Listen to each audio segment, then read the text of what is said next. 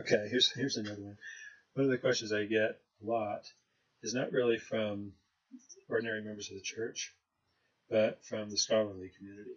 And they insist, and I know this sounds kind of arcane or almost esoteric, they insist that the River Sidon flows south to north, and so it's a north flowing river, and therefore it can't be in the United States because there are no north flowing rivers.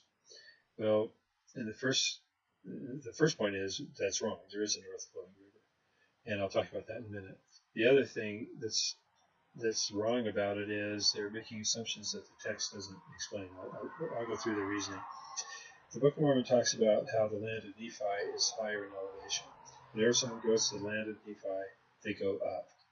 And by corollary, whenever they go to the land of Zarahemla from the land of Nephi, they go down.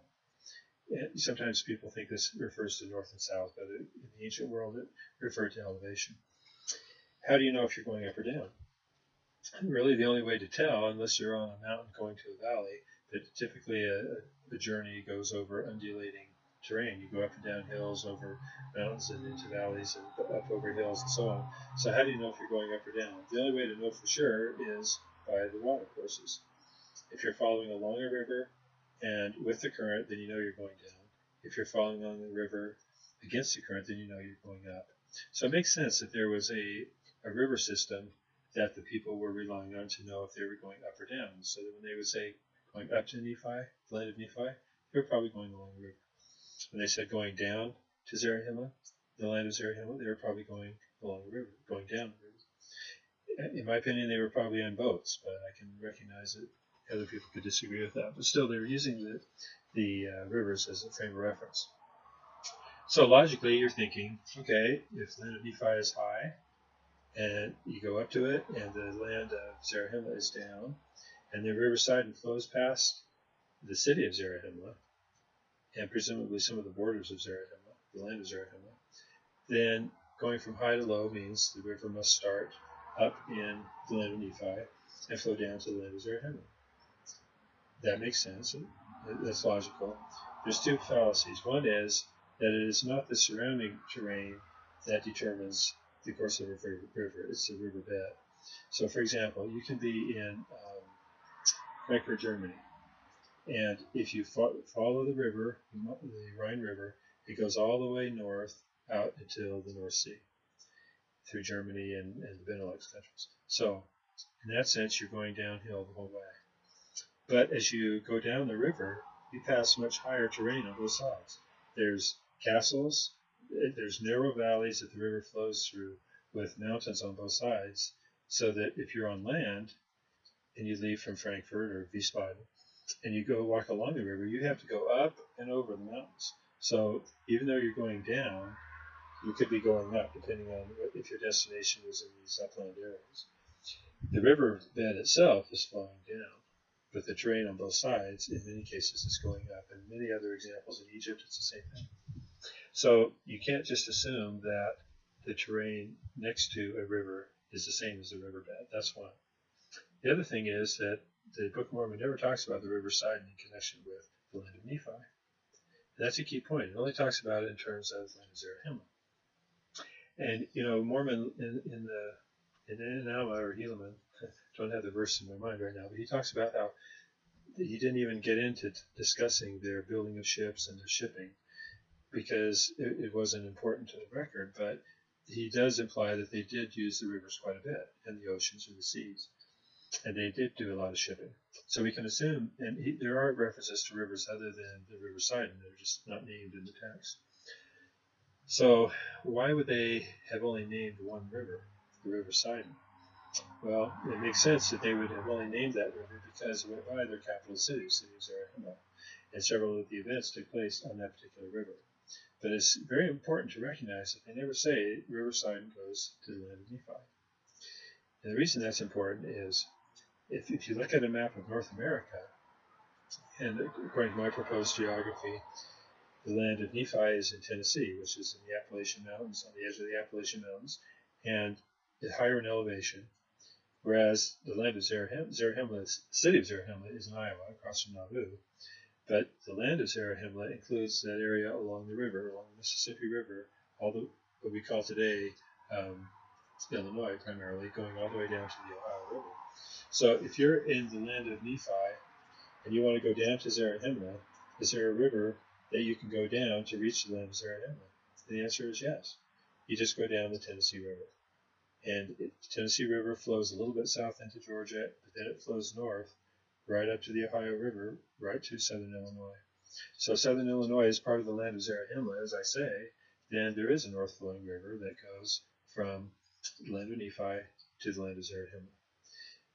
The key thing is it's not the River Sidon, and the text never says that people took the river from the river they took from Nephi to the land of Zarahemla was called the Sidon River. It never says that. In contrast to the Tennessee River, the Tennessee River comes over and meets the Ohio River briefly, and then it joins the Mississippi River.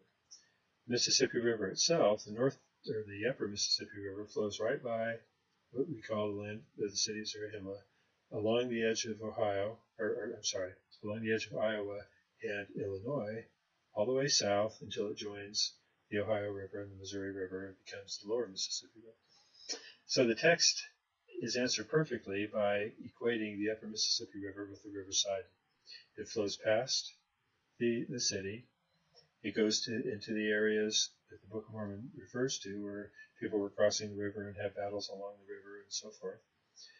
But it does not go all the way up to the land of Nephi, and the text never says it does.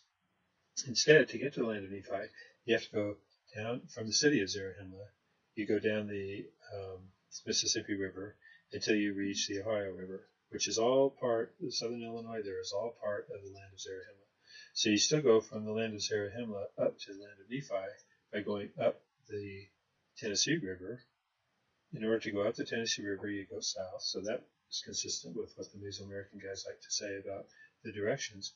But it's a different river. It's not named in the Book of Mormon. I like to call it Mosiah's River because I think it's the river that King Mosiah took when they were escaping from the Lamanites, and they ended up meeting the people of Zarahemla down in the land of Zarahemla.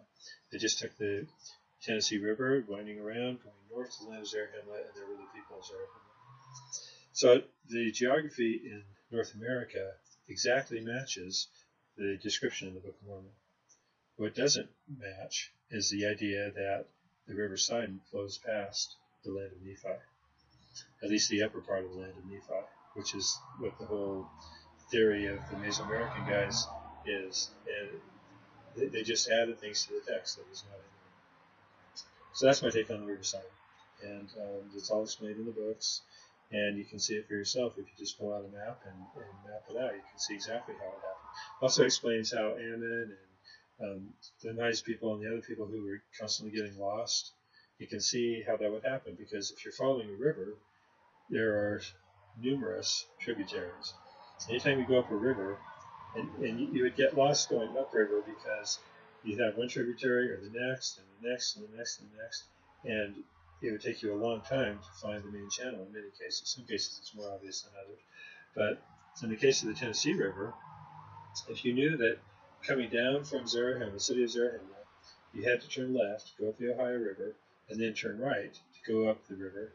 There's the Cumberland River also.